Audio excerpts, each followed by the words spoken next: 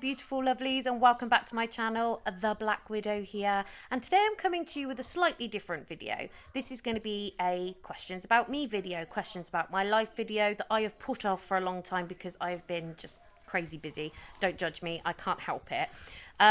So what I am going to do is, because this video is going to be quite long, I am also going to write in the description box to the best of my ability the questions that I've been asked and who by, and at what time in the video I will answer that question, so that if you feel like there's only certain questions you want to hear about and you don't want to watch the whole video, then you can skip to it. Do leave me a comment and a like down below if you enjoyed the video, and let me know what you thought of this kind of video, because I will do more in the future.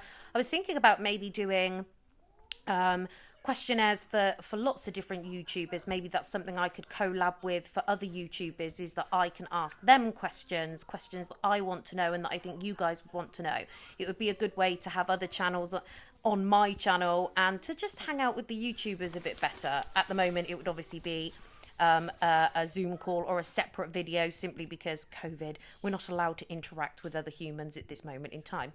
Anyway, I do hope you're all staying safe and staying well during this madness that we are in. It does appear that there will be an end in sight, but in the meantime, stay home, stay safe, get your vaccination, and let's get back out there. Let's go and enjoy ourselves. So we're going to jump straight in with these questions, and I'll see you guys at the end. So we are going to jump straight into these questions that I've been asked, because we have quite a few, so do bear with me. I will also, I've mentioned in the intro that I will also link down in the description each question and timestamp, so that if you're looking for a specific question, you can skip to that and you don't have to listen to them all. Please excuse any background noise. Teletubbies is currently on the TV because I have my 3-year-old here with me. So I've got my list of questions, and we will start with question 1 from Creepy Crawley, and it says, what is my dream invert? So my dream invert at the moment is either a T. Caledonia, I'll put a photo here, or a S. Baru, and I'll put a photo here.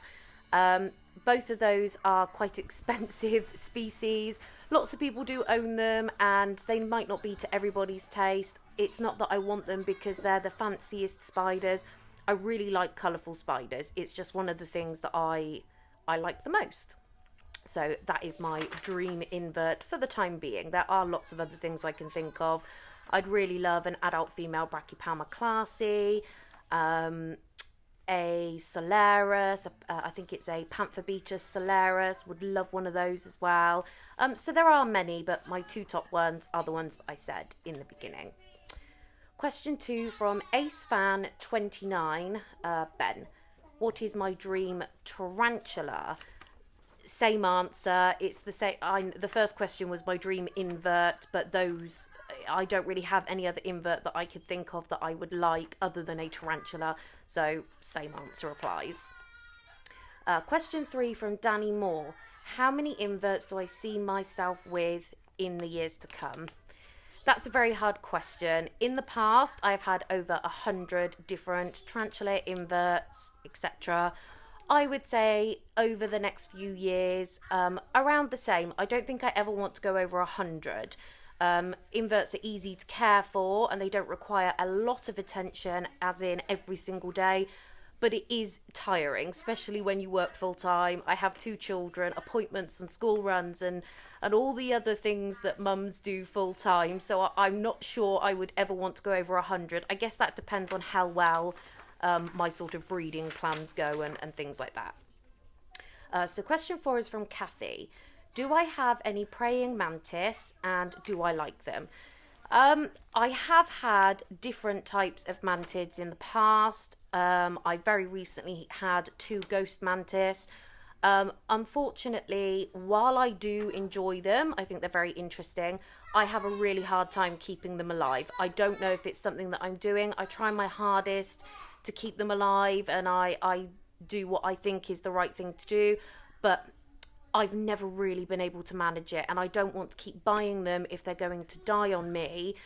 because then it makes me feel bad. It makes me feel like I'm obviously doing something wrong, and I will acknowledge that. Clearly, I am doing something very wrong. So if someone has any information on the best way to keep mantids, maybe the best type of mantid to get is a bit hardier, and some information on how to keep them, I would 100% get more into mantids. I think I just need a bit more advice on how to keep them. Just because I'm a YouTuber, I don't know everything. I'm still not new, but I'm still learning just like everybody else, and I will continue to learn and improve my care.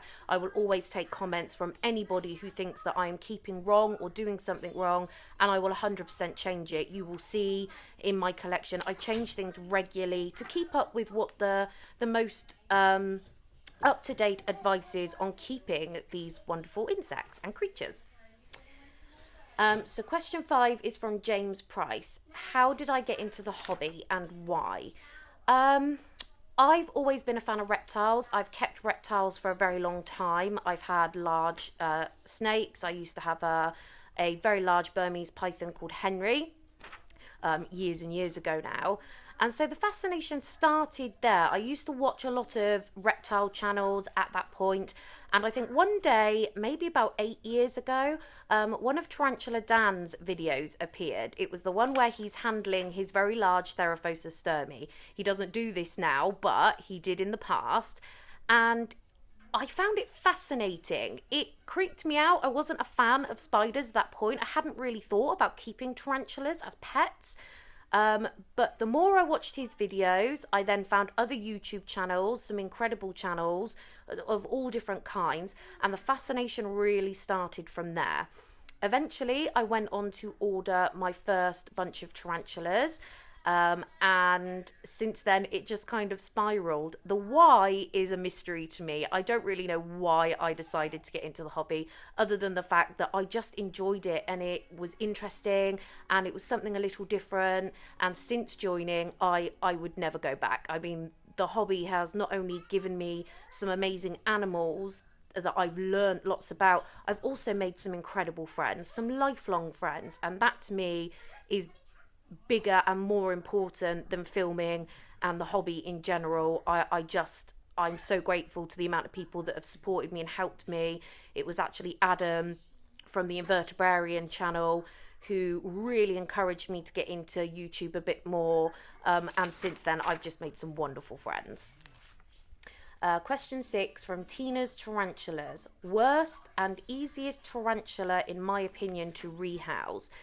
I've kept a fair few different tarantulas, and I will give you what my opinion is based on what I've kept. I cannot give you an opinion on what is the exact worst and easiest because I've not kept everything. I'm sure there are worse. Okay, so the worst tarantulas I find to rehouse are anything from the Samopaeus genus, species, whatever. Just because I do find that even against things like Postletheria tend to be quite, they stand in their pokey stance and they don't move around too much. Samopaeus, from what I've experienced, even though they are a New World tarantula, they're fast and they can be quite aggressive, particularly Samopaeus cambridgei and Samopaeus aminia. Those two that I have kept have been absolute buggers to rehouse, honestly. Getting males in, taking males out, rehousing the females, just all of that is, I find, very, not difficult, but a bit of a heart race, and I concentrate very hard when I rehouse those particular tarantulas because I do find them a pain in the ass. Easiest rehouse has got to be some form of Brachypelma. I've got a Brachypelma albiceps. If you check out my recent video, you will watch the rehousing and how simple it was. Brachypelmas typically tend to be quite calm, or Grammostola, because not only are they New World, they're terrestrial, they're quite slow moving, usually can be a bit stubborn. I reckon the Brachypelma albiceps I probably could have just picked up with my hands and moved her and she wouldn't have reacted at all. But that, in my opinion, from what I have experienced and what I have rehoused, those are the two that I would say is worst versus easiest. Okay, the next question, number 7 from Chris M. Does anyone else in my family like tarantulas? The simple answer is no. My mum and my auntie do not understand it at all. In fact, my auntie is absolutely terrified of tarantulas. My auntie cannot say the word spider. She calls them monsters. This isn't her being ignorant. She had a very bad experience as a teenage girl when she was in America. Someone dropped a tarantula down her t-shirt when she was 17 years old, and she flipped out, she squashed it, and since then she is petrified. She won't even talk or look at a small house spider. She cries, she shakes. Severe fear. My mum, she's not really ever been interested in any kind of reptile, invert, anything exotic, no interest in it, doesn't really understand it, but they are supportive of me. Ultimately, they do not put down the hobby. They do not even comment about the hobby, really, and they listen to me when I talk about my hobby. So they are very, very supportive. Both my children are very unsure. My son is autistic and has ADHD. He finds them interesting, but he is more of a fluffy animal lover. He has got a huge affinity for cats. He is incredible with cats, and I do suspect that one day he will go into some kind of animal care practice as an adult. That will be his lifelong dream, but not inverts. He's not bothered one way or the other whether I have them or not. And my 3-year-old, she's curious, but she's nervous. She's not sure, especially with fast moving things. It makes her kind of freak out. But she does love things like caterpillars and snails, which she holds and she enjoys. So maybe in the future that is something that she will grow to love. I guess time will tell. Question 8 from Reggie B. Horror Baker. What is my favourite song? At the moment, because my favourite song changes all the time depending on what comes out, my favourite song right now is, I think it's called Trainwreck by James Arthur. I like all sorts of genres of music. I listen to heavy metal, I listen to pop, I listen to rap. I will listen to anything that I can relate to. I'm very much interested in music that I feel like I relate to or makes me feel something. I know lots of people listen to music simply because they like that type of music, but I will literally listen to anything. But at the moment, it's Trainwreck by James Arthur. Question 9 from Hadley's Inverts. What are my future breeding plans? So I have a few. To start with, I'd like to go back to breeding Summerpaeus species, Cambridgei, Erminia, anything else I can get my hands on within that genus. I would also like to attempt to breed my adult female Brachypelma albiceps after she has molted. Quite a difficult species to breed in regards to getting things just right. I would like to breed my Carabena versicolor, and at some point I would like to get a mature female Monocentropus balfouri and to breed her and have a very, very large communal from the babies. So those are my immediate goals. They're not too difficult for most breeders who have been doing this for a long time, but those are starter breeding projects for me that I would like to get underway to start with. So that's what I've got in mind for the time being. Okay, so question 10, Jay's Exotics. What got me into YouTube and what are my aims with YouTube? So what got me into YouTube is the same as what got me into inverts. Seeing a video and just enjoying the whole concept of it. And when I started, I really didn't think much would come of it. I didn't plan on ever trying to make money or even really grow the channel. I just wanted to be more part of the hobby and to basically show off what I had, to be honest, to be like, look at these amazing creatures. Since then, my aim is not really to grow the channel. It's just to watch myself grow within the hobby and the changes that I make and all the ups and downs that come with, general life. But I would also really like to be impactful in the hobby in regards to getting people more involved, people that are unsure about tarantulas, and not just tarantulas, but exotics in general, snakes and monitor lizards and all these other kind of animals that people are afraid of. I'd really like to just make an impact on changing their minds. And better care. I also think it's good that we continue to push the notion of better care and better keeping, because I still see a lot of people doing things that are very, very outdated. And there is nothing wrong with that if you don't know, but there are so many channels and videos out there now that you really should have a basic understanding of care before keeping any particular exotic. Question 11, Moon over Miami. How did I come up with my channel name? That's a very good question. My channel name was initially just the Black Widow, but then I changed it to the Black Widow's Web. I guess it was a bit of play on words in regards to the fact that Scarlett Johansson starred in a movie called The Black Widow, and my first name is also Scarlett. People joke that I'm a bit of a man-eater or something. I don't really fully understand that concept because I'm actually a very nice person. But I think I just enjoyed the way it sounds. I've always really liked Black Widow spiders. Obviously, I've never kept one, but I have always enjoyed learning about them, and I would love to keep one. Obviously, that's not possible without a dangerous wild animal license, which I'm just not in the I don't really have the time to go through that process, but maybe one day. So there wasn't even a real reason. I just knew that I wanted something a little different to all the other channels. I didn't want to use my proper name. So yeah, no real reason. I just liked the way it sounded. Number 12, Sexy 8 Eyes. Old or new world preference, and my fave from both. Okay, this is a very difficult question. Oh, excuse me. This is a very difficult question. I would say that I don't really have a preference because I keep both. I keep old worlds and I keep new worlds. Do I have a preference terrestrial versus arboreal? Yes, I actually prefer arboreal tarantulas. Old world, new world, I would say I prefer old world just because I prefer the challenge. I quite like the challenge that they pose by the fact that they can be a bit quicker and a bit more aggressive in nature, but I do enjoy both. A fave tarantula from each one. Old world, that is also tricky. I really like the Postotheria genus. Postotheria metallica is probably one of my favourites. And New World, Brachypalmas. I really like Brachypalmas in the New World genus just because I do find them quite pretty. I like the contrast between the black and red because it's quite stark and quite in your face. So I would say those are my favourites. But again, they do change. It depends on what I currently have is, dependent on my favourite. Okay, so I'm back. I just got cut off because I had a phone call. Okay, so question 13, Dorset geckos. What tea do I believe to be the most aggressive?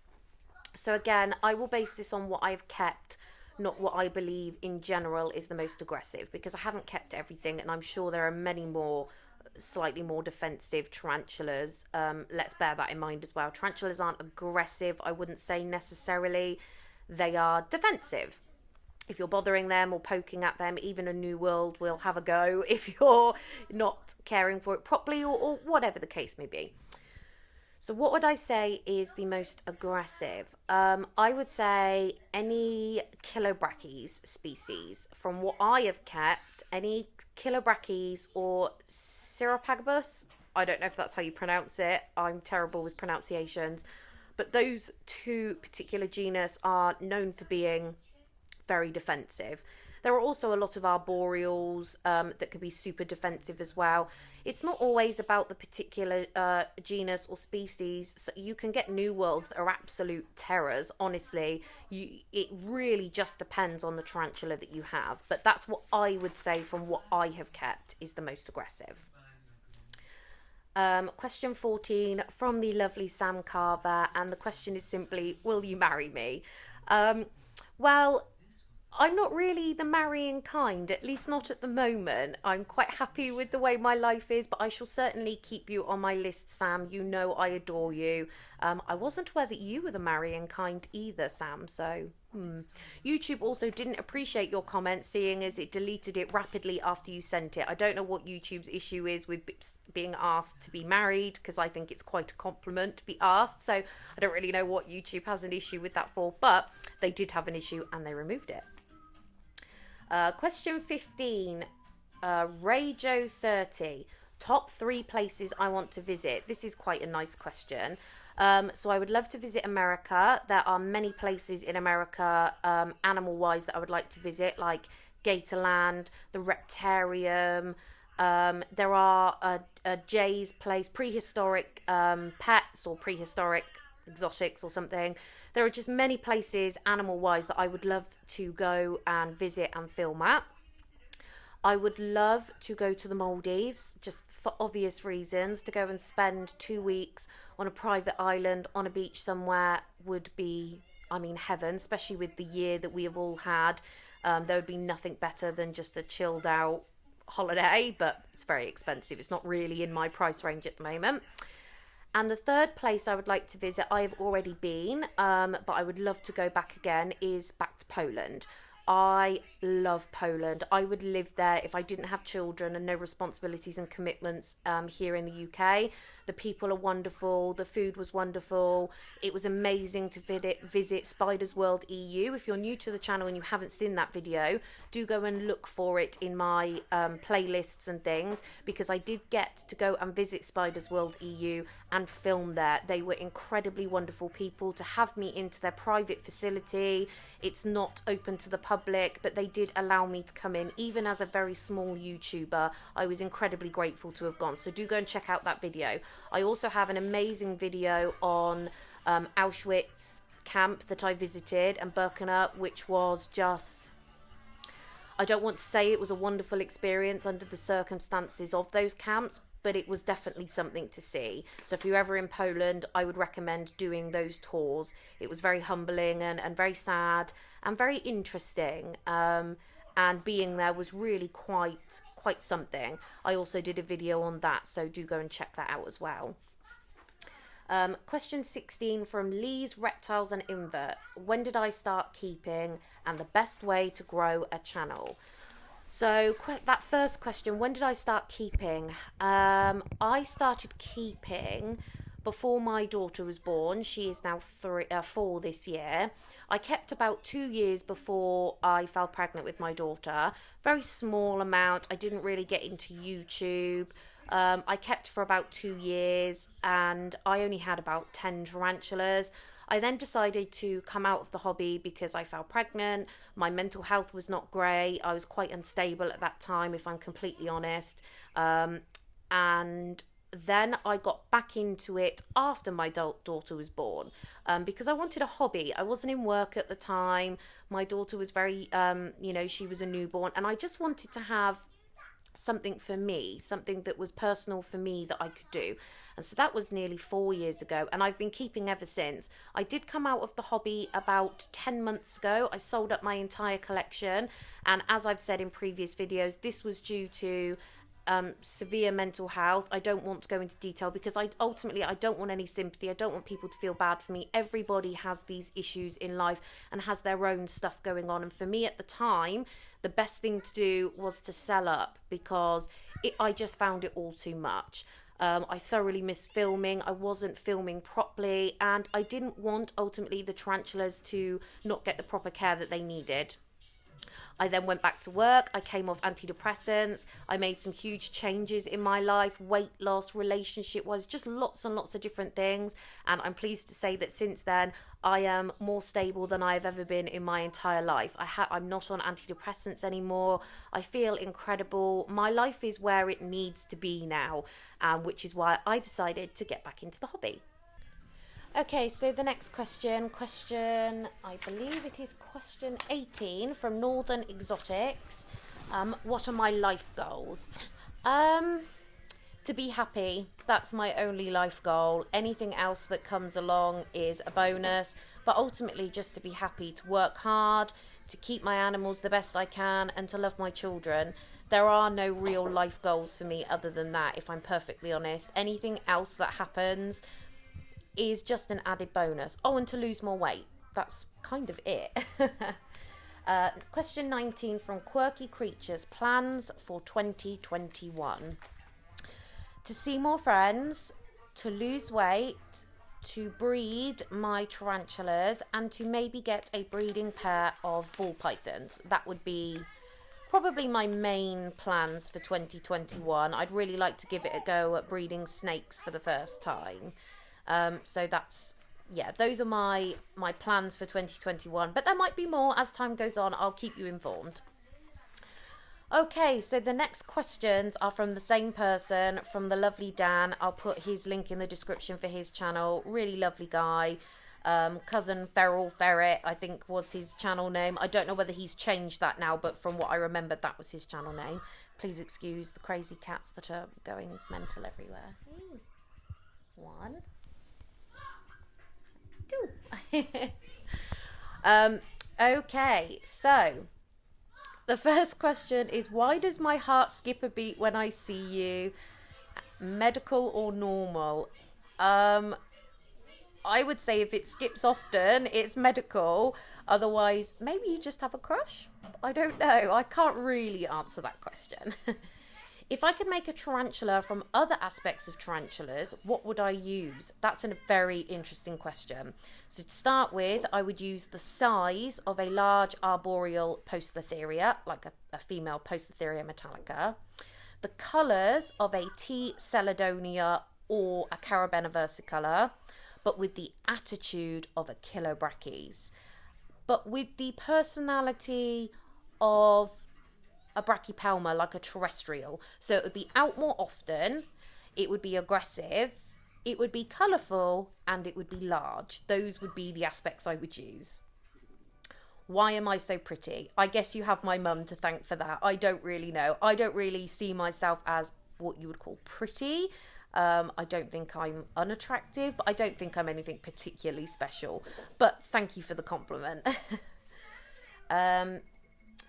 Do I think my YouTube position is good to encourage more girls to join the hobby? I certainly hope so. I can't answer for the other girls, but I really do hope that there are other women and girls that watch my channel or come across my channel and realise that it's okay to be a bit different. We don't all have to like the same things. And if you like tarantulas and exotics, that is fantastic. Don't be afraid to go for what you dream of and what you want, because being different is golden. It's nothing to be ashamed about. Even if your family don't 100% approve, when you are at an age where you can do as you please and you live on your own, jump into it. Why not? If I could have dinner with 5 other YouTubers, who? Dinner, so a more formal setting. So probably Mark from Mark's Tarantulas, just because I'd love to pick his brain about filming, and he's a wonderful man. I think I would also go for the Dark Den, because I really enjoy his channel and he's been a staple in the hobby for a while. I know he's not everyone's cup of tea, but I do believe that he cares deeply for his animals and keeps them, you know, to the best of his ability. I really do. Tarantula Cat would probably be another one, just because she's become a friend and I would love to get to know her a bit better. That's 3. Number 5 would probably be Lucy. She doesn't do YouTube anymore, but she became a dear friend during the hobby, so probably Lucy. And number 5, probably Kelly, Sam's friend Kelly, who also has a channel that I will link down in the description. Wonderful, wonderful lady. And those are the people that I would really like to sit down and have like a quiet dinner with, and just have a laugh. Can I simp for you? I'm not 100% on the concept of simping. I'm guessing it's just like having a crush. Yeah, sure, why not? You can have a crush and simp on anybody you like, but I'm not fully certain of the terms of, it's a TikTok term, I believe, that's become quite popular, to simp for someone. But yeah, sure, why not? Messy drinks with 5 YouTubers. Oh, that's an easy one. So that's got to be you, Dan. Sam Carver, Kelly, Adam from the Invertebrarian, and David Dance from the House of Bugs. I'm not sure if he does many YouTube videos anymore, but again, those are the 5 people that I would really like to have messy drinks with. I just think that combination of us 5 would just be a blast, if I'm honest. After COVID, can I get a hug? Of course. Anyone who wants to come and give me a hug after this madness of COVID is over, feel free to do so. I am a very friendly person, and even if you all just walk up to me and give me a hug, I will admit you to do so. Dream snake by combining snakes. So if I could create a snake, a bit like the create a tarantula question. Okay, so it would be the size of an anaconda with the attitude of a Burmese python, because then you have a very large, heavy-bodied snake that's usually docile. Burmese pythons tend to be really docile. With the colouring of a reticulated python, because I think the retic colourings are super impressive. So to have a really large, very docile snake with reticulated patterning would be brilliant. Yes, you could just go and get a reticulated python, but they tend to be a bit more sketchy. You don't, their movements and things. Of course, you have tame ones and aggressive ones, but that for me would be a good combination. Who's better or worse? Me or Sam Carver, as in Dan and Sam Carver? Neither one of you are better or worse. I love you both for very different reasons, and you've both been very good to me in the hobby, so I can't choose who's better or worse. What I will say is that Sam is a bit of a pervert, but I've gotten used to his antics and I'm fully equipped to deal with them. Fave enclosure to use, I shall show you. Okay, so my most used enclosures are these types. They're called Reptile 1. There's a few different types, but they basically look the same. So you've got the Reptile 1s, and then you've got Reptazoo, but as you can see, they're identical. And you have Komodo. And these also come in larger forms. So you've got Reptile 1, Komodo, Reptile 1, Komodo, Reptazoo, Reptile 1, Reptile 1. I get these from eBay and Amazon, and they're brilliant. They come in all different shapes and sizes, anywhere from sort of about £25 up to 40 for ones that are ever so slightly bigger than that. So probably my most proud enclosure at the moment is probably the one that houses my Brachypelma albiceps, which is this one. I can't actually see her in there at the moment. She must be hiding in her burrow, but I'll see if I can show you. Just because I think it looks really aesthetically pleasing. I couldn't quite get that out. But I do have a few others that I think all look fairly nice. So I've got this one here, this one here. They're all a bit dirty at the moment. This one, this one, this one, and this one. I mean, they're all fairly similar to each other, but yeah, that's kind of how I keep them. And then obviously we have smaller slings and things over here. So the next question from Dan is, do I have a bioactive enclosure? And for anyone who doesn't know, bioactive means natural, so live plants, springtails, everything natural that sort of can grow on its own and maintain itself. At the moment, I do not. Everything is fake plants, etc. Sorry, my daughter's singing. So no, at the moment, I don't have a bioactive enclosure, but I would like to have one day.